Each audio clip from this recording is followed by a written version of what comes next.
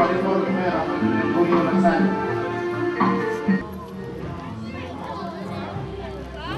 J'ai gardé ça, ne pleure pas. Au bien, il y a 5 000.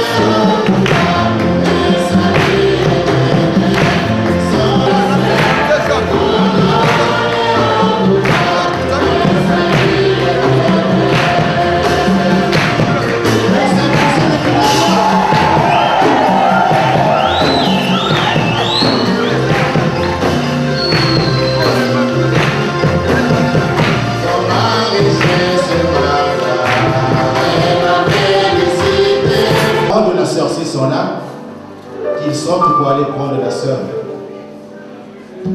Papa, maman.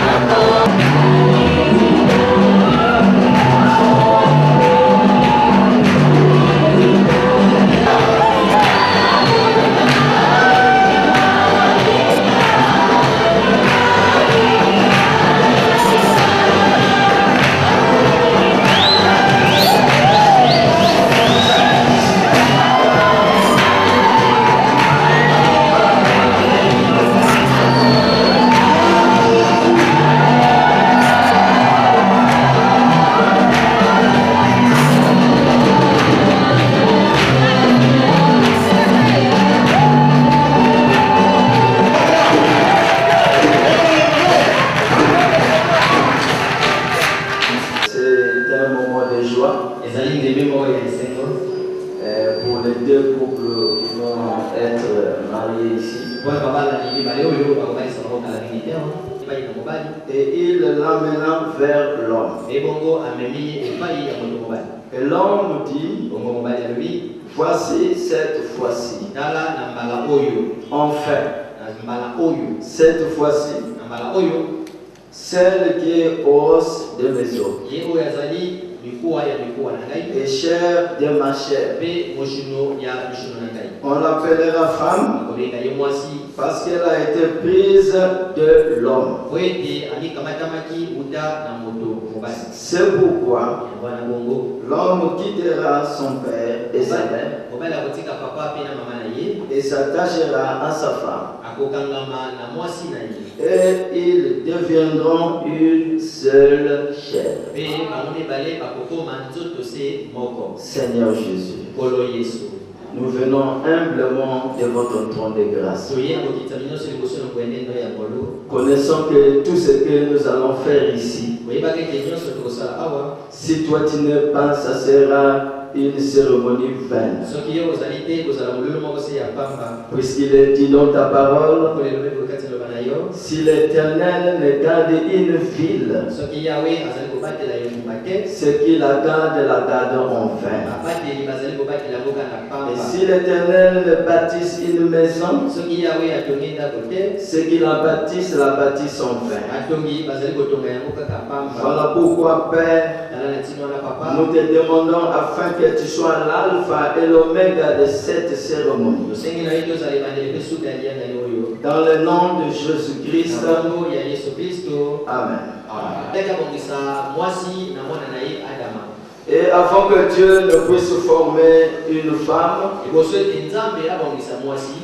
parce que la femme devait sortir de l'homme. La femme, c'est un sous-produit. Dieu a d'abord créé l'homme et ensuite il a formé la femme. Mais regardez une femme à son fils Adam. Nous avons reçu un prophète qui nous a dit, cela voulait dire qu'on cherche une femme les yeux fermés, pas les yeux ouverts. C'est-à-dire vous devez vous remettre au Seigneur. Priez sincèrement pour que Dieu puisse vous accorder cette grâce de trouver la femme qui t'a été prédestinée. Sur la terre, tout ce que nous faisons, Dieu l'avait déjà prédestiné quelque part. Voilà pourquoi, mon frère, je suis sûr que ce couple ici, ils ont pris tout leur temps de prier et Dieu les a conduits vers leur femme. Et quand Dieu a réveillé Adam de son sommeil, Adam n'a pas d'abord regardé à la chair, mais Adam a regardé d'abord à l'os. Alors l'os, c'est une partie qui n'a pas de beauté. L'os, c'est ça qui fait l'homme. Amen. Cela veut dire on doit regarder au caractère de la femme. Ce n'est pas seulement la beauté. Ce n'est pas seulement chercher une femme qui a fermé son visage. Mais vous devez regarder la femme que vous devez épouser. Si elle répond réellement aux critères du message de la parole. Et Adam a dit, enfin, voici cette fois-ci. Enfin veut dire que Adam était déjà à la recherche d'une femme pendant longtemps. Mais il n'avait pas trouvé une femme qui était semblable à lui.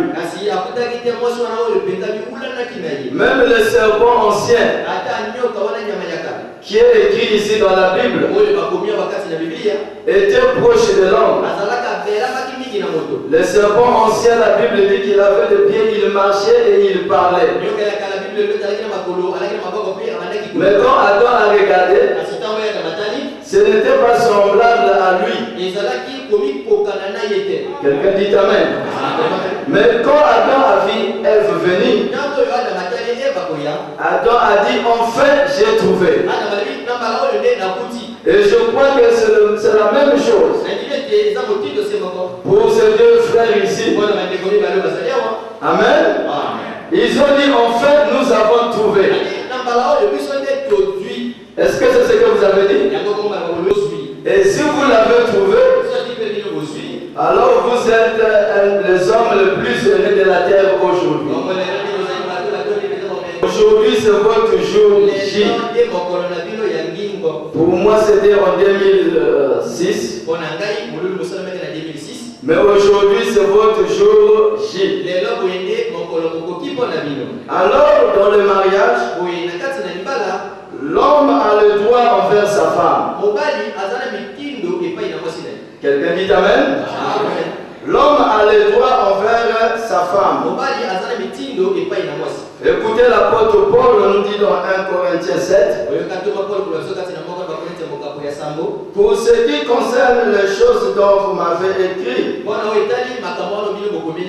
je pense qu'il est bon pour l'homme de ne point toucher de femme. Alors le vœu de l'apôtre Paul, il voulait que tout homme soit célibataire comme lui. Quelqu'un dit Amen? Parce que ce qu'il est, c'est ce qu'il voulait que nous puissions être. Mais il dit toutefois pour éviter l'impudicité. Amen. Et que chacun ait sa femme. Pas que chacun ait ses femmes. Mais que chacun ait sa femme. Sa femme, c'est-à-dire une femme. Et son mari. En d'autres termes, il n'y a plus de pinot de secours. Moi, ma tango à côté à Zala. Ça se fait une fois dans la vie. Ça ne se fait pas deux fois. Donc on ne veut pas attendre ici qu'un jour, l'un des frères va venir nous dire, oh l'homme de Dieu, le vœu n'était pas sincère. Si le vœu n'est pas sincère, nous allons recommencer pour faire que ça soit sincère. Alléluia. Parce que vous avez pris tout votre temps. Personne ne vous a forcé de choisir la femme qui est là. C'est vous-même qui avez fait votre propre choix. Voilà pourquoi le prophète de Dieu dit que depuis que Adam a accusé Dieu que c'est la femme que tu m'as donnée là. Amen. Adam n'a pas accepté sa responsabilité. Adam a accusé Dieu. J'étais seul ici, je n'avais pas de problème. Mais toi, tu m'as donné une femme. Et le prophète que nous croyons nous a dit, voilà pourquoi Dieu vous donne le droit vous-même de choisir. Pour que quand les choses vont mal marcher à la maison, tu seras responsable toi-même du choix que tu as fait. Est-ce que quelqu'un dit Amen? Et écoutez ce que la parole de Dieu continue à nous dire. Que le mari rende à sa femme ce qu'il lui doit.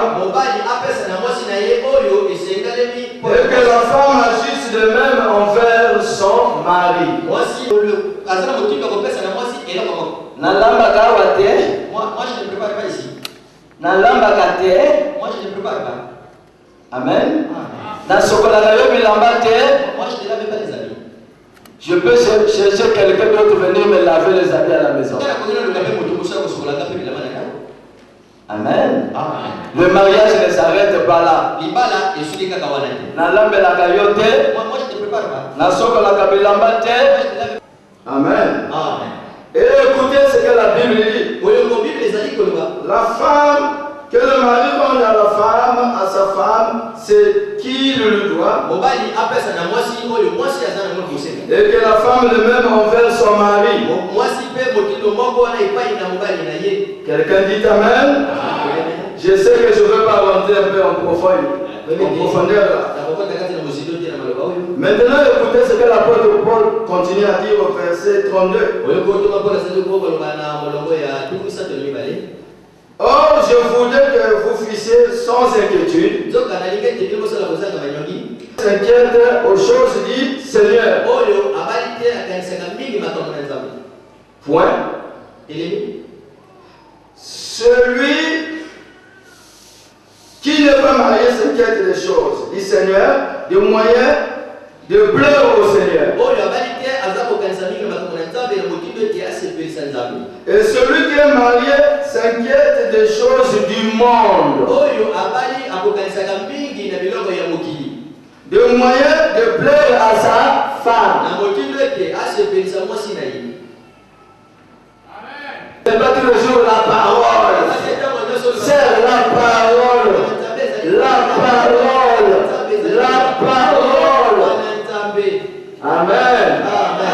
Oui, la parole. Mais l'apôtre Paul, si tu es marié, tu dois aussi chercher à la faire plaisir. Le mariage, c'est pour faire le plaisir de la chair.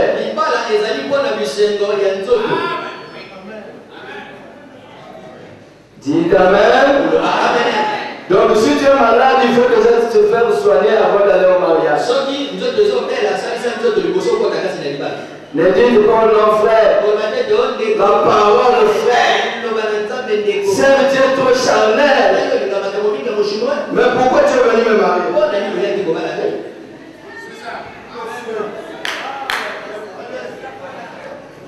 Même chez le prêtre catholique. Moi je voulais aller au séminaire. Ils doivent d'abord faire des visites. Si tu es malade, tu ne peux pas être prêtre.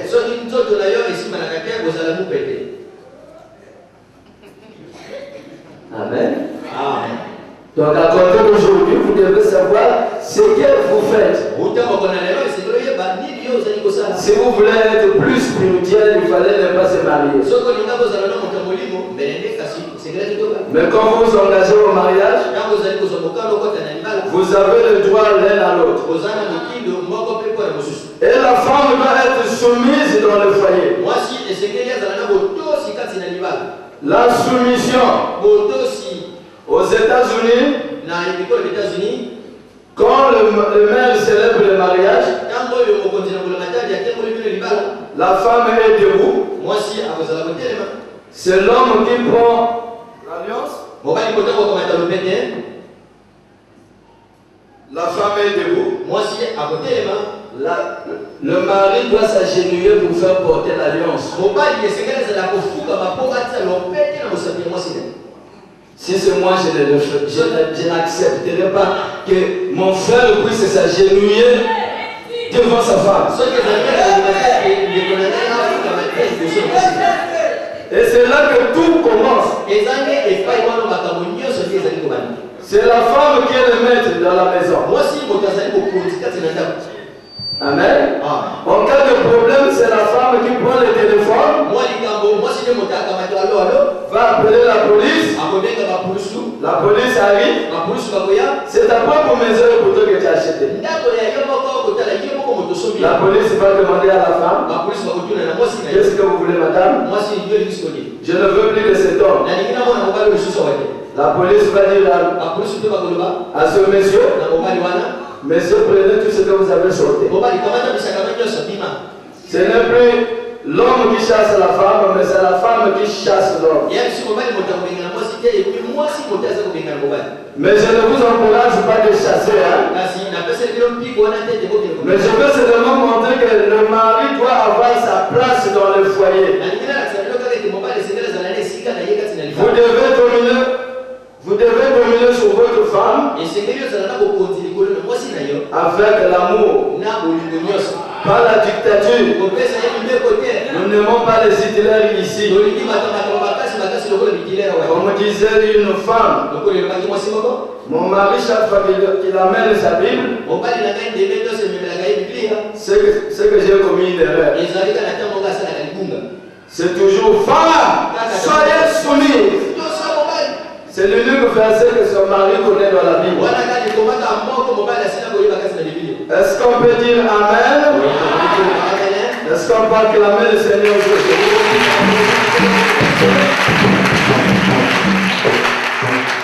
Maintenant, je demande à l'Assemblée de se lever. L'orgue peut jouer là-bas. C'est le moment solennel. Nous allons dire un mot de prière. Seigneur Dieu Tout-Puissant, nous voulons passer à la partie la plus importante afin d'unir ce couple. Assiste-nous dans tout ce que nous allons faire. Puisque ta parole dit, tout ce que vous lierez sur la terre sera lié au ciel. Viens accomplir cela, Père, dans le nom de Jésus-Christ. Amen. Amen. Et quittez aussi ses parents. Regardez-les.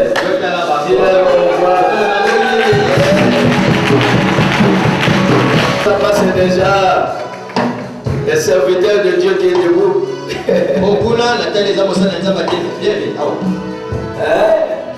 Ça, non?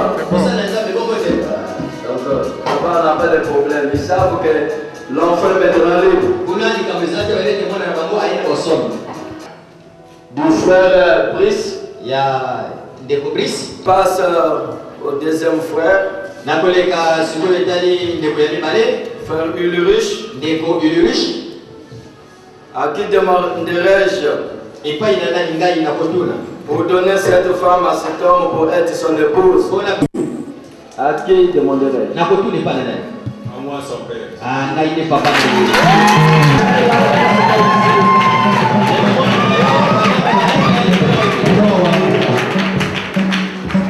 Je me souviens avoir baptisé la sœur. Je l'ai baptisé, je pense que c'était dans les années 2000, combien là? 2002.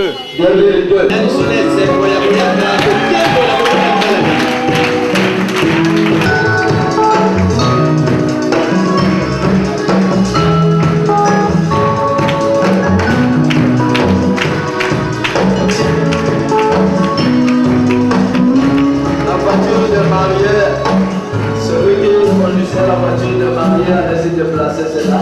Parce que vous avez fermé la voie. Alors, notre honorable Diacre Onze, tu l'as amené librement. Donc tu repars chez toi, mais vite.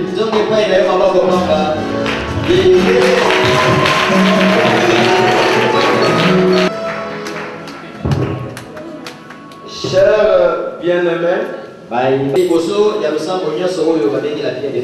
pour unir cet homme et cette femme dans une sainte union de mariage, ce qui est recommandé par Saint Paul comme étant quelque chose d'honorable parmi tous les hommes. Il n'est pourtant pas donné à qui que ce soit d'y entrer, de s'y engager imprudemment ou avec légèreté.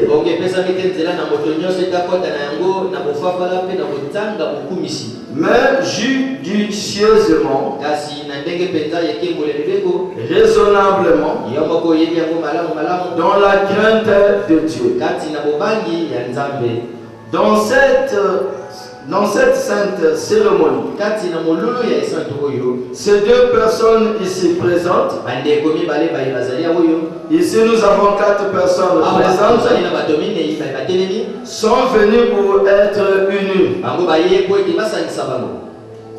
S'il y a des gens ici qui peuvent montrer un motif Juste, je ne veux pas être légalement uni. Dans ce saint mariage,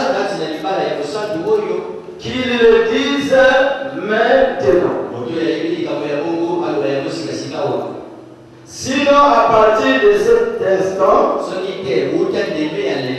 qu'ils gardent silence pour toujours. Vous avez compris? Si vous avez un motif valable, c'est maintenant le moment de le dire. Je vous accorde 2 minutes. Tiens, que regardez bien. N'hésitez pas si vous avez quelque chose.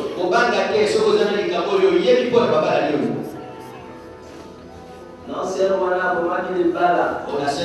Elle est déjà divorcée. Hein, c'est le moment de le dire. Hein?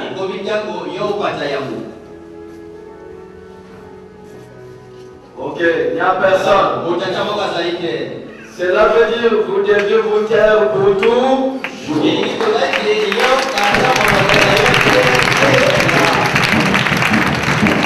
Je vous exigerai et vous demanderai, vous deux,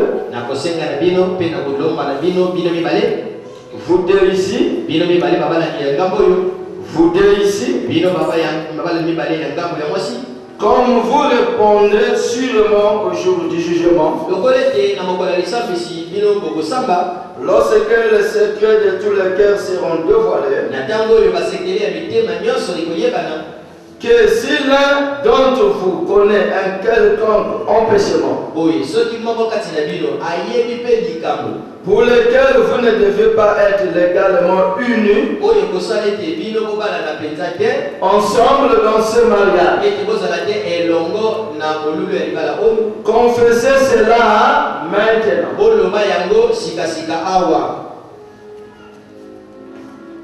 Car soyez assurés que tout couple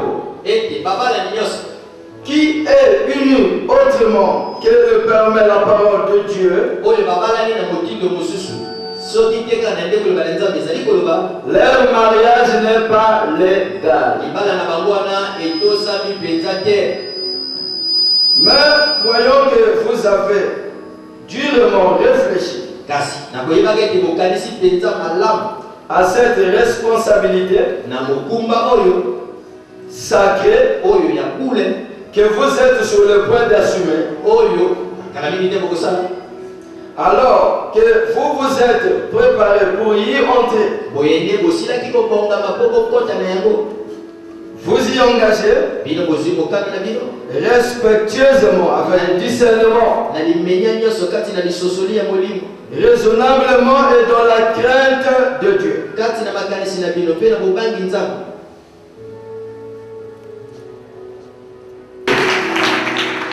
Mon frère, est-ce qu'il y a quelque chose qui peut faire que je ne puisse pas célébrer ce mariage? Non, il y a rien.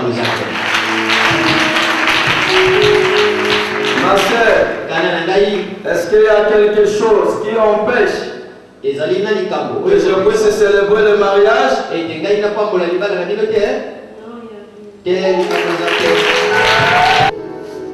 Frère Ulrich, comme votre épouse légitime, pour vivre ensemble dans cette sainte condition de mariage, pouvez-vous d'honorer et de l'aimer et de la chérir? Donc, pour répondre, je le veux. Oui, je le veux. De cet homme, comme votre mari légitime, pour vivre ensemble dans cette sainte condition de mariage, promettez-vous de l'aimer de l'honorer et de le chérir dans la maladie et la santé.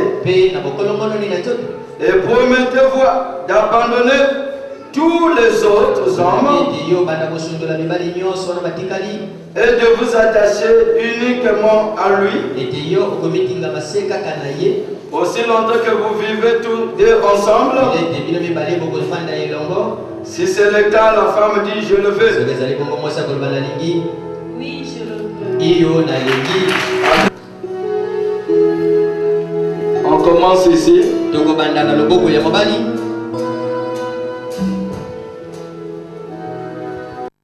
Prendre cette alliance.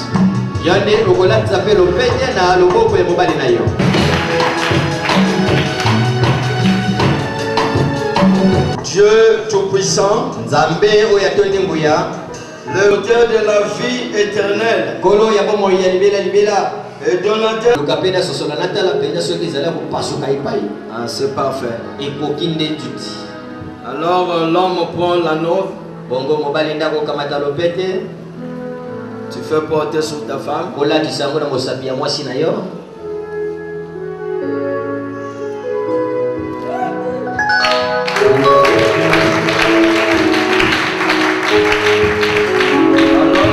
Aussi faire autant. Tu prends aussi la note.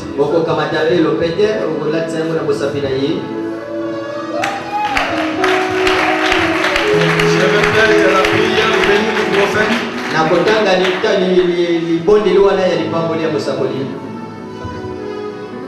Mettez la main sur la Bible.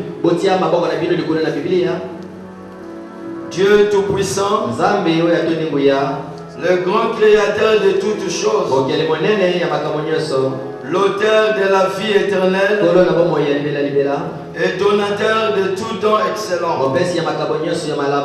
Quand il t'a plu de donner un cadeau à un homme, tu lui as donné une femme. Il est écrit, Père, celui qui a trouvé une femme a trouvé une bonne chose. Et comme nous nous tenons ici cet après-midi, après des milliers d'années, nos pensées sont ramenées au temps où la première cérémonie fut accomplie. C'était par toi, Père, dans les jardins d'Éden, quand tu as marié notre Père et notre mère, Adam et Ève. Et en ces jours, cet homme a pris une femme. Père, nous prions que tu bénisses ce jeune homme et cette jeune femme qui ont trouvé de l'amour dans leur cœur, l'un pour l'autre. Et dans cet âge ténébreux dans lequel nous vivons, beaucoup de divorces dans le foyer, qui ne soient pas ainsi avec ce couple, Père. Puisse-t-il se rappeler de ce vœu aussi longtemps qu'ils vivront ensemble. Dieu bien-aimé, donateur de tout excellent, en tant que ton serviteur, je viens encore devant cette sainte église pour déclarer cet homme et cette femme comme étant mari et femme. Oh Dieu Tout-Puissant, laisse que lorsqu'ils vont vivre ensemble, que tu leur accordes des enfants, le bonheur dans leur foyer. Oh Seigneur Jésus, sois le maître de leur maison. À compter de ce jour, devant la Sainte Église et devant les saints anges,